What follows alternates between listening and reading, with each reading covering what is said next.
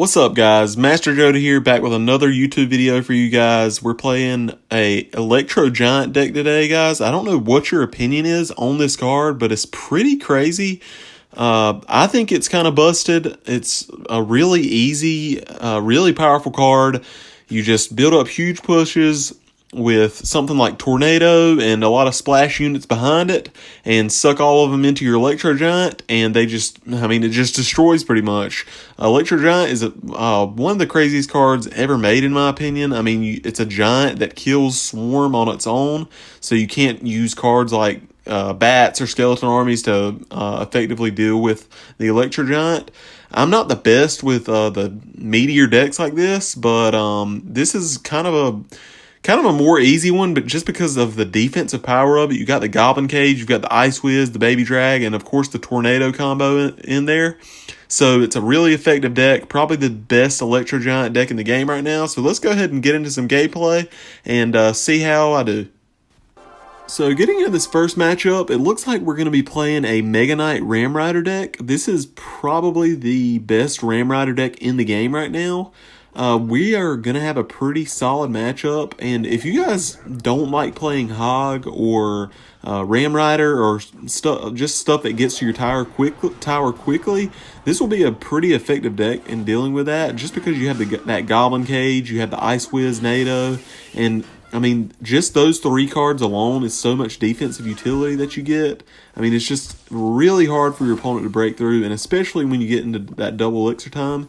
If you pay attention to my Tornado placement right here, we're going to activate King Tower with that Electro Wizard in the first minute of the game, so that's going to be very big in this matchup. You need to learn how to activate King Tower with multiple things, such as the Firecracker and any kind of unit that is like Skeleton Barrel, stuff like that, and you can effectively activate the King Tower with the E-Wiz, as you just saw there. So if you need to rewind right there and watch the placement for that activation, go ahead and do that. So we're kind of just canceling each other out right here. I've got about a 500 or 600 damage advantage. We're going to distract that Inferno Drag right there with the Dark Prince and see what happens next. So let's see if he goes in right here. Looks like he's not going to go in. We're going to block that damage with the Ice Whiz. We know that we can effectively deal with his Ram Rider here because we've got the Goblin Cage up, we've got the Tornado up, so we're not too worried about it. And we're going to go ahead and get an Electro Giant started. This is a double elixir heavy deck, guys, so you're going to want to wait till double elixir to go in most of the time. But I felt pretty confident that I was able to deal with whatever he went in there because I had that Goblin Cage up. And the Goblin Cage will single-handedly take out a Mega Knight, no problem, especially with that King Tower up. And this is going to be a pretty big push right here that he's got to deal with. So we got the Baby Drag, we got the Dark Prince, and we're just shaking our head because we know we're going to get a pretty good amount of damage here. And it's going to be pretty hard for him to answer this push. So that Electro Giant's going to get about 800 damage on it, and that's the tower, guys. So, I mean, just as simple as that. We started an Electro Giant in the back. He tried to go with an opposite lane push, and you saw how easily the Goblin Cage defended that Mega Knight. Just such an easy defense for us. And that's going to be GG's right there. There's just no way he's going to break through right now. And the crazy thing about Electro Giant is, guys, if you start in the back and build up a push behind it, the Electro Giant does so much splash damage and resets targets such as Inferno Drag. It's actually, you're going to be able to get a lot of defensive utility out of the Electro Giant. So that's another big plus and what makes the Electro Giant very powerful. So let's go ahead and get into the next game, guys. So getting into this next game, we've got a bit of a weird deck we're playing here. It's Prince with Tesla Tower and Barbarians. I'm not sure. I can't really remember what else he had. But let's just see how this game goes.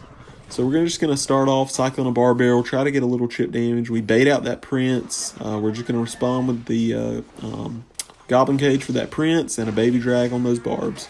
So not too big of a deal here. Going to be a pretty easy defense.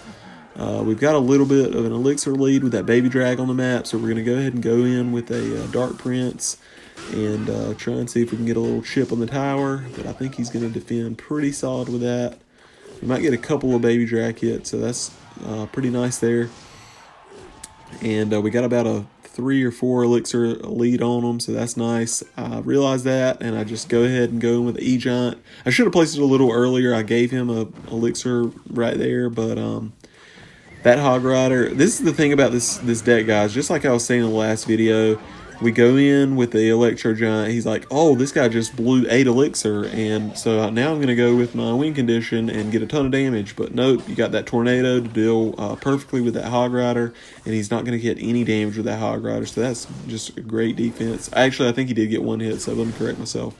But it's definitely not going to be as much damage as we're going to get right here, guys. I mean, just look, when that Electro... He doesn't even have to be... The Electro Giant, the crazy thing about him is, and just the thing that frustrates me when I play against Electro Giant, is you can defend great, and he might only be on your tower for a matter of a second, and he just gets a ton of damage. He's just such an aggravating card to play against. You have to play almost perfectly against him to not get any damage dealt, and I mean, that's just a frustrating thing. He gets on that tower, he's double whacking you with his fists and his little sparky backpack thing, whatever it is. So that's the kind of frustrating thing about playing Electro Giant. The opponent goes in with a pretty good move here. I would have actually went with a Goblin Cage high right there, guys, so that was my bad. I didn't know that he was going to drop the Prince. But apparently he just wanted to sack his left tower there, and I had already placed the baby drag by the time he had went in with the Prince, so I didn't have time to place the Goblin Cage there. But we are going to be able to get the nice tower trade here. And just look at this, guys. He placed those barbs on my Electro Giant and that Dark Prince, and I tornadoed them all together, and in a matter of like 1 to 2 seconds, it had completely fried all those barbarians. If you'll see here, the Goblin Cage placement that I just placed, it will actually defend a Hog Rider with no hits dealt to the King Tower, so please pay attention to that placement there.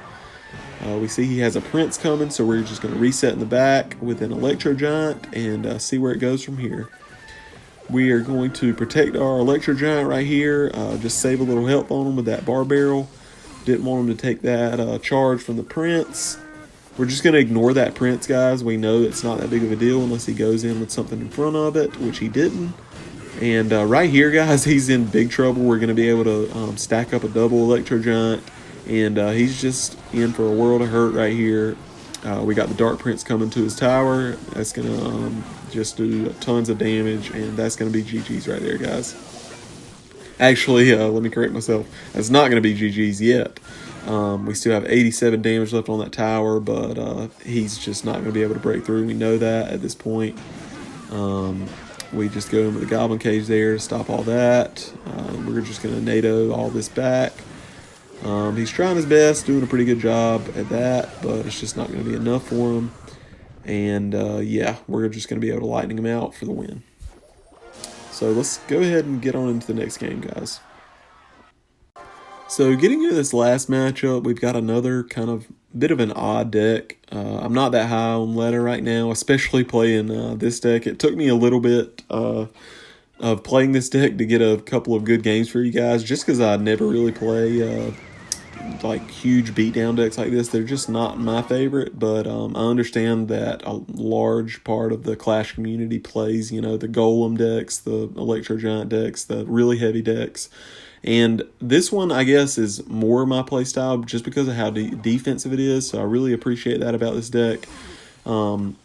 If you pay attention to how I got, just like we were talking about earlier, you won't. I mean, you don't have to get it in every situation. Don't just try and get the King Tower activation if it's going to put you in a bad position without your Tornado in hand. But if you can get that King Tower activation early on in the game, that's just a huge plus and a big advantage just because of how strong this deck is defensively already.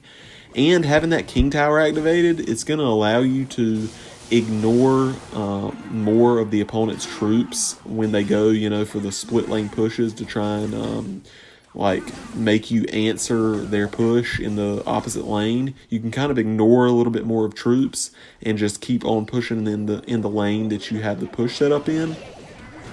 So that's a big plus about getting that King Tower activated early. We're going to flex on them there because that was a pretty clean defense, and Okay, he's going to go in with a pretty aggressive skeleton army for that barbell there. I didn't really understand that. Maybe he was just trying to draw something out of me there. And just look at that, guys. He placed a skeleton army there. And usually, you know, you cannot ignore a skeleton army. But since we have that king tower activated, the skeleton army only gets 2 or 3 hits. So that's perfectly fine since we're playing a heavier deck. You can totally ignore that damage and just start building up a huge push. Again, you see we just ignore that bandit there. It's totally fine to ignore because now our damage is even on both towers, and that's not a big deal to even out your damage on your towers. So let's see if we can get some nice damage here. He's going to go with the Mega Knight. Looks like we're going to, let's see, take his tower here. Yep, we're going to get his tower down. And then we're just going to go in with the Electro Giant in the opposite lane and see how that does. And just look at this skeleton army here, guys. I mean, just look. I mean, the skeleton army, it doesn't do terrible. It gets about 1/3 of his health, but I mean, if that was just a regular giant, he would have got roasted. And the Electro Giant's just that crazy, guys. Like, the Electro Giant took out that skeleton army in a matter of seconds, and it's just not going to be too big of an issue for him. And the opponent's just in a world of hurt right now. And that is going to end the video, guys. So as you can see, just a really strong deck. I'm not even that good of an Electro Giant player, but it's just the defensive capabilities of this deck is going to allow you to get some huge defenses and turn those defenses into counter pushes. You're going to want to defend with the Baby Dragon Ice Whiz combo or whatever you need at the moment, but you know, just get those nice defenses. Just kind of play it a little safe in single elixir. I'm not saying you can't go in with the Electro Giant in single elixir, but it's more safe if you just want to kind of wait till you near double elixir to go in for those big Electro Giant pushes, because you can get punished pretty hard if you go in with an Electro Giant not knowing your opponent's deck.